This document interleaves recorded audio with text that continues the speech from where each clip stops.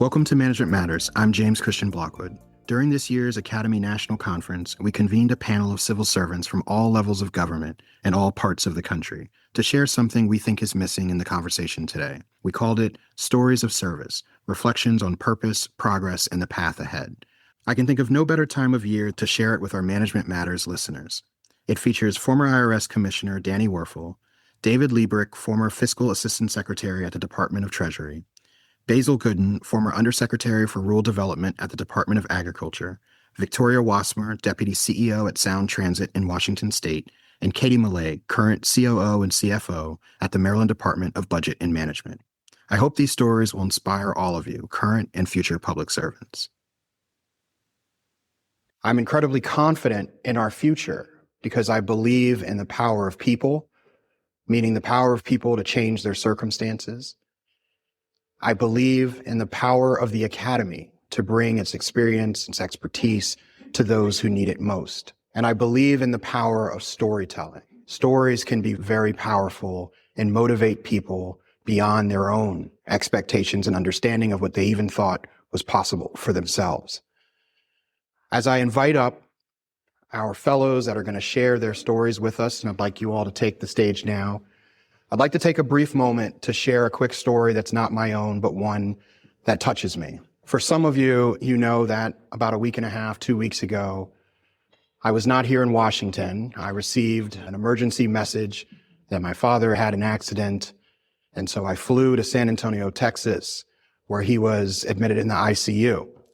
And I stayed with him, and I was there with him this entire time, but came back here to Washington to be here at this conference. He is still in the hospital now. What some of you might not know is that my father was a public servant.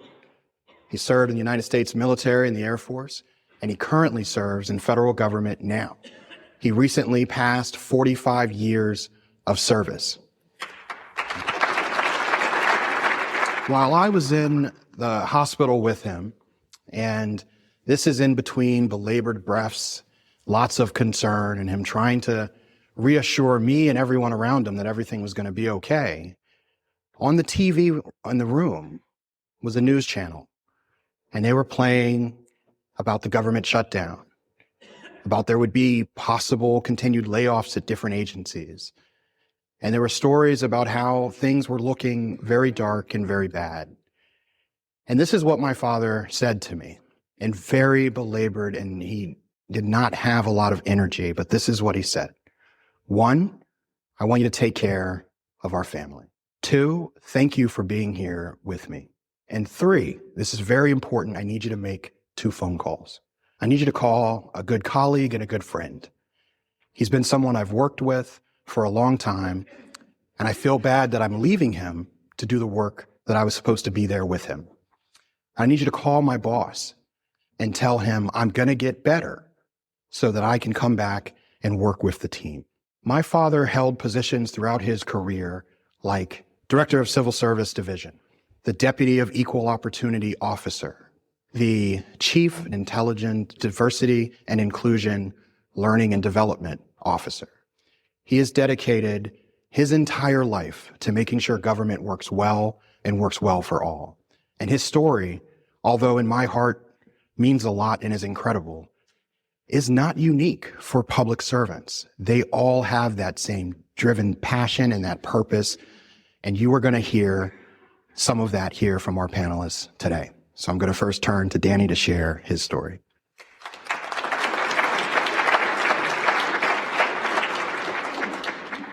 If you evaluate the private sector and the public sector and talk to employees about their job satisfaction and their morale, there's one dimension in the public sector that consistently trounces the private sector, and that is the employee's connection to purpose and mission. And that resonates with me, having served in both. And I think about 2 moments in my career that I want to share with you that happen to be the 2 favorite moments of my public service career, but also the 2 moments that make that reality of how important purpose is to public service really sing for me. So the first is the first time I was IRS commissioner, and we were going through a very rough period. And I was taking a lot of hits from the media and in Congress. I was taking the punches for the IRS. And I went to this Little League tournament in upstate New York. My son's team, I was a parent. They're from Arlington, Virginia. They were playing a team from Buffalo, New York. And it turns out the coach of the team they were playing is an IRS employee. And so here's this parent on the other team who happens to be the commissioner. And he learns that I'm there and he's hitting balls out to the team. And I walk out to the field. It's a night game. The field is bathed in lights. And he's like, "What are you doing here? I can't believe you're here." And I'm like, "I'm here." And we start talking. I ask him and he's like, "And it's time for the game to start." So I say, "Thank you for your service. Thank you." And I go for the handshake. He goes for the hug. And he's hugging me tightly. And all the parents are probably looking at us like, what is happening? But in that hug, what I read into that hug was a thank you for being the leader that the IRS needed in this moment. And for me, it was a sense like, wow, as a leader, you can impact people that you're not even aware you're impacting by being in a position to take accountability and to do the things that I did. Okay, 10 years later, second round, IRS commissioner. Now I'm on a site visit in the basement of a church in Chattanooga, Tennessee, where there's a Vita clinic, a volunteer tax clinic. And I'm observing. I'm like the dignitary coming in to watch the volunteers in action. And the head of the clinic walks this woman over who just received volunteer tax service for the first time, an elderly woman. And she was blown away that this service existed. And the head of the clinic said, "Ma'am, this is the commissioner of the IRS. He just happens to be here today." And she said something like, "It's because of people like him that these volunteer services are possible." And this woman, who was still blown away by the fact that the IRS supported this, said, "Is it okay if I hug you?" And I said, "It is absolutely okay if you hug me." These are the two favorite moments of my career. Both happen to be hugs, because they demonstrate a moment where I was able to have impact on someone who serves, as well as impact on someone we serve.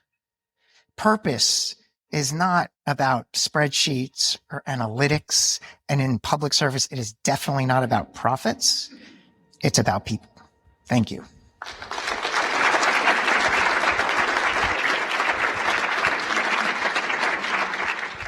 It's really an honor to be here with all of you this afternoon. I'm Victoria Wassmer, and I am now the Deputy CEO at SoundTransit.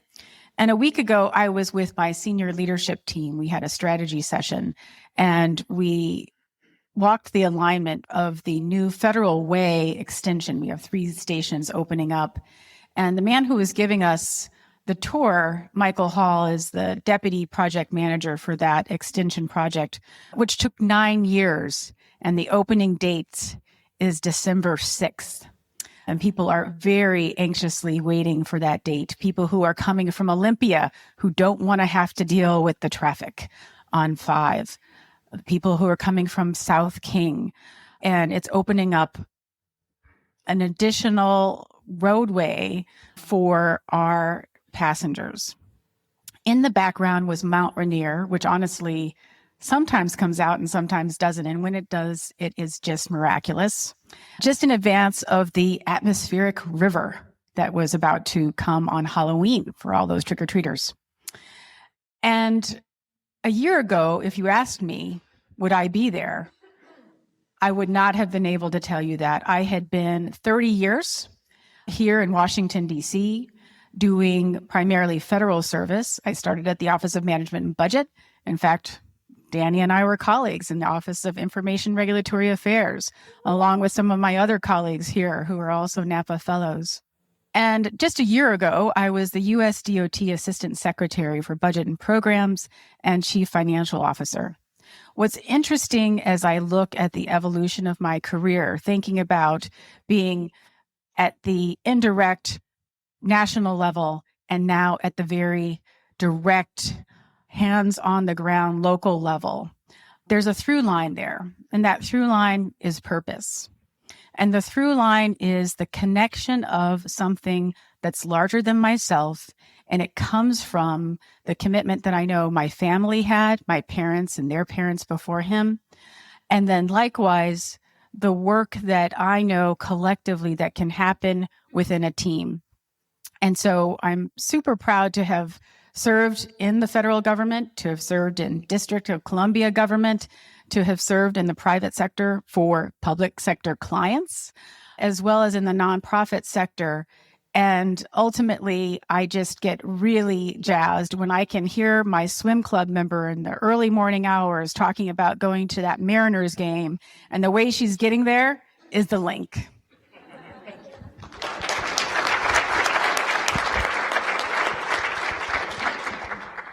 Good afternoon.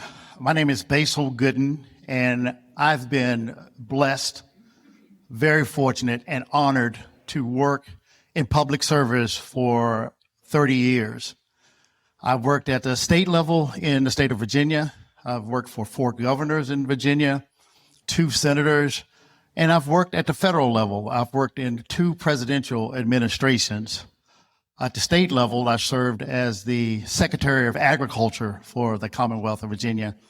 And most recently, at the federal level, I was an Undersecretary at USDA Rural Development. These are exciting jobs, great gigs when you're in public service. And the things that you remember and what drives you in public service, for me, is the impact, as Danny mentioned earlier, that the impact that you see that you make. For example, early on at USDA Rural Development, I made a decision to invest in a partnership with Habitat for Humanity to provide low-income housing in many states across the country. And as that decision played out, last year, I got the opportunity to go to Chester County, Pennsylvania, to see the ribbon cutting of a project that we funded with Habitat for Humanity, putting low-income families into housing. And it was a great opportunity. And there were about 3 or 4 families there that we were actually providing houses for, brand new homes that these families helped to build.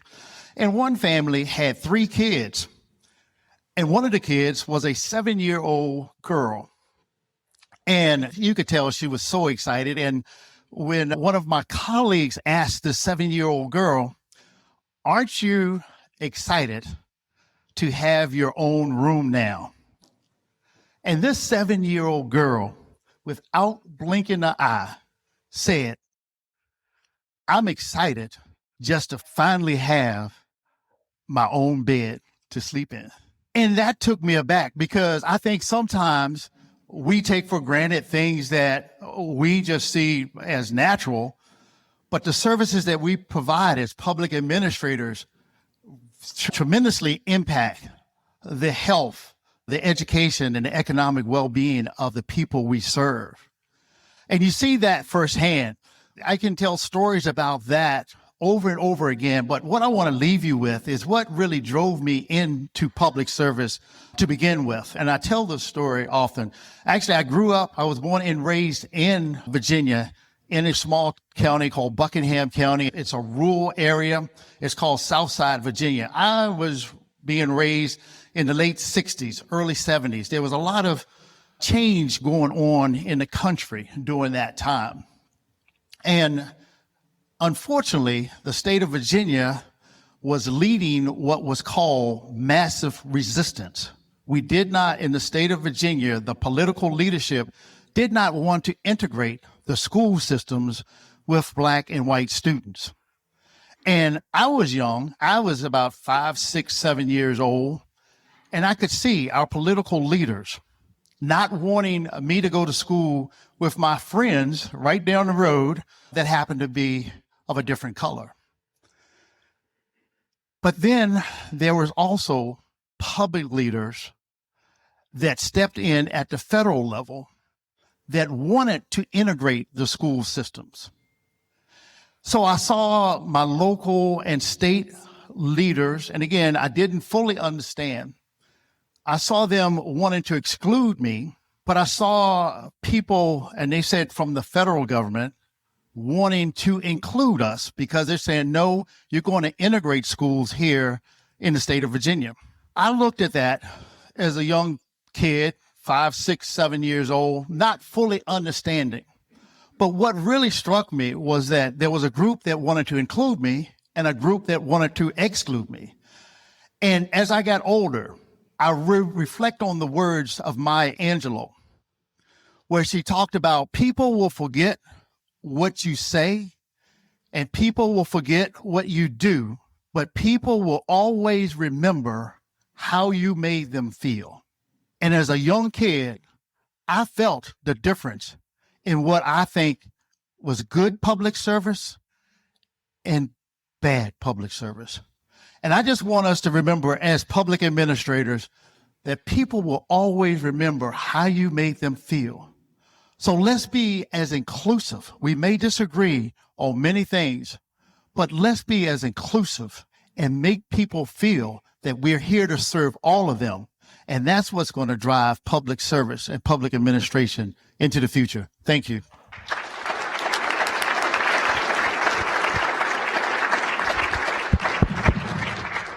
So you know what to do when the tornado siren goes off, right? This was the question posed to me by my very good Midwestern friend mere moments before I was to lay my head on her guest room pillow for a good night's rest. Did I know what to do when the tornado siren goes off? See, I grew up on the East Coast. I'm not sure I had ever really thought about it. And what did she mean by when the siren goes off? Surely she meant if, as she attempted to explain the steps I should take if awoken by a life-threatening siren. I decided to take the only next step that made sense to me. I would find her and I would follow her. I would rely on someone to show me the way. I've been reflecting on that experience since a recent, if much lower stakes, visit with my mom. After dropping off our cell phones for repairs and returning to my car, I had the embarrassing realization that without the GPS, I didn't know the way home. What would I do without the soothing voice telling me when to turn and when to recalculate? Without a map, remember those? How would I find the way home? And then it occurred to me, this is how I've been feeling all year. Maybe when we feel a little lost, we need someone to show us the way.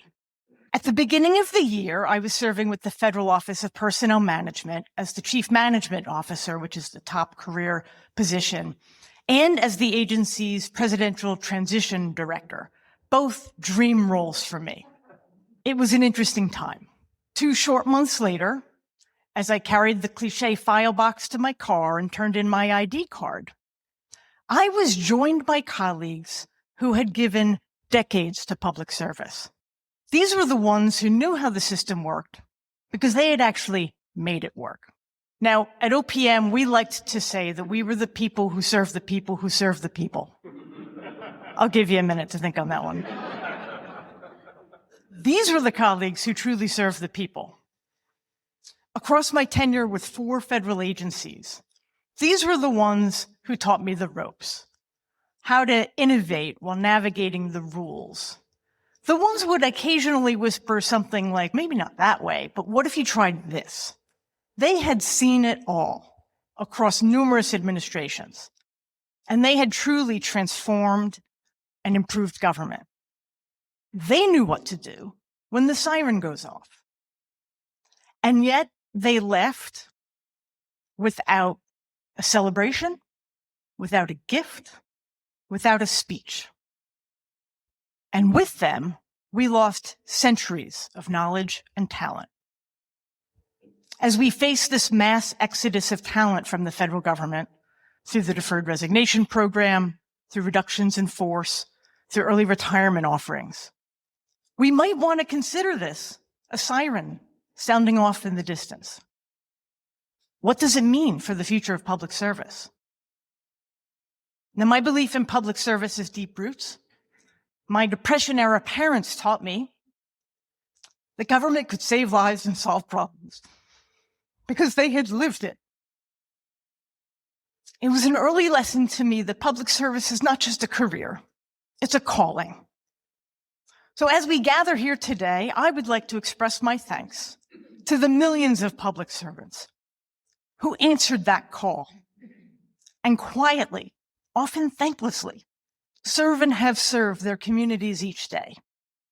The ones like those gathered in this room, the ones I have the honor to join on the stage today, the ones who asked what they can do for their country, the ones who keep our food, travel, and medicine safe, the ones who provide the data, research, and ideas that shape decision-making, the ones who've weathered interesting times, the ones who might have left before they really wanted to, the ones who serve the people, the ones who know what to do when the siren goes off, the ones who know the way. Thank you for your service. Together, we'll find our way home.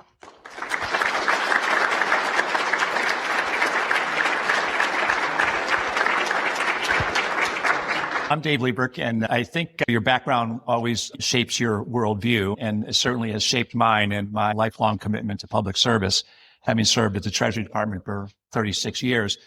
I grew up in a small town in Indiana, around 25,000. My mother had her first child at age 19, dropped out of college, and then had my sister and me, and was raised in a single-parent family. And we were on aid for family for dependent children for a period of my time, which is now called SNAP, something that's in the news. And that very much shaped how I thought about things. I then went on to college, and in Northwest Indiana at that time had around 20, some people said 30% unemployment because of the steel mills were shutting down where many of my neighbors worked. And I would not have had ability to go to college without things like I was a full financial aid kid and did things like work study and the like, and would not have had the ability to have summer jobs and pay for that education if I had not had things like work study. Those jobs I had, and throughout college of working as a doorman, as a waiter, as a delivery truck driver, all those things make you really understand that there are a lot of people in the world that don't have the benefits, that have to work day to day to earn a living, don't have benefits behind them, and how important different things like the government can be in their lives. Anyone who's been successful, I think, recognizes that they don't get there on their own. I was very fortunate to have wonderful coaches. I go back once a year and play golf with my high school baseball and basketball coaches. I just did that last week. This is one time a year I do it. And it's just wonderful to have seen that they were great men of integrity and teachers of integrity at that time, and to see 40 years later that they still are those people. But you have mentors, you have teachers, you have grandparents, you have family members, people who actually help you get to where you are in life.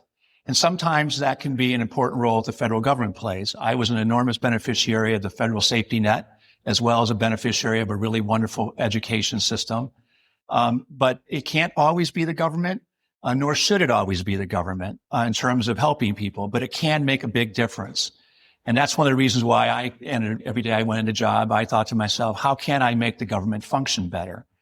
I had a really wonderful career. I started as a GS-9, as something in the Presidential Management Intern Program, and I really had a 36-year PMI program as a career, having been everything from J. Powell's Special Assistant as my second job in government, worked closely in the front office with Bob Rubin and Larry Summers and Lloyd Benson, and worked on some of the most important issues of the day, the savings and loans crisis, banking crisis, COVID crisis. Just really couldn't have had a better career in any other place than in the public service, and had really the ability to make a difference. Now, the work that we did in fiscal, where I was the senior career person, the Fiscal Assistant Secretary, is not the kind of thing that oftentimes got a whole lot of publicity. We make payments, we collect money, we do the auctions that finance the government, we do government-wide accounting and reporting, and we also manage the cash balance of the federal government. But these are really enormously important things. And throughout my career, that sense of mission, while people didn't see who we were, in fact, in large measure, we didn't want people to know who we were. That was really one of our objectives. And as a career civil servant, most of us know that our jobs are actually to do the things behind the scenes to get things done. I know as someone who worked for policymakers, Every time I worked for political appointees, I knew my role was to be an advisor.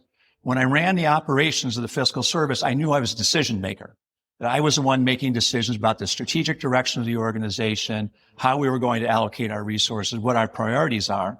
And as a career civil servant, it's really important to understand that distinction, what you are.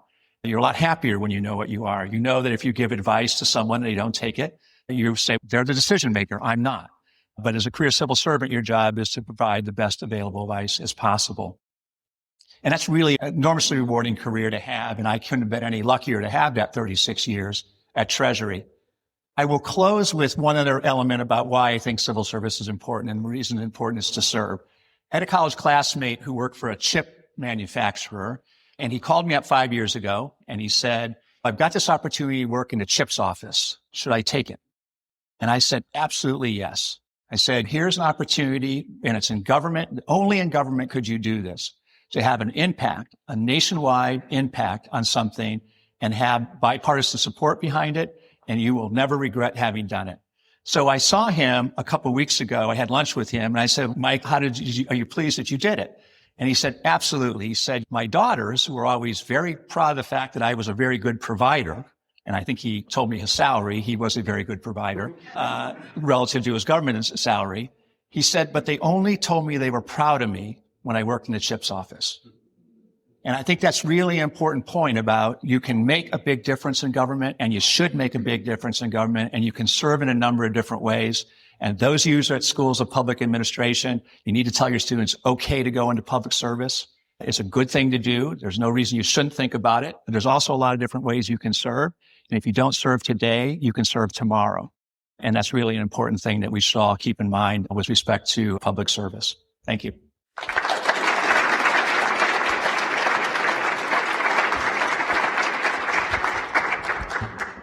One word is powerful. Thank you for your service, and thank you for sharing your stories with us. So please join me again in just thanking Danny, Victoria, Basil, Katie, and David. We all have stories to tell, whether they're our own or someone else's.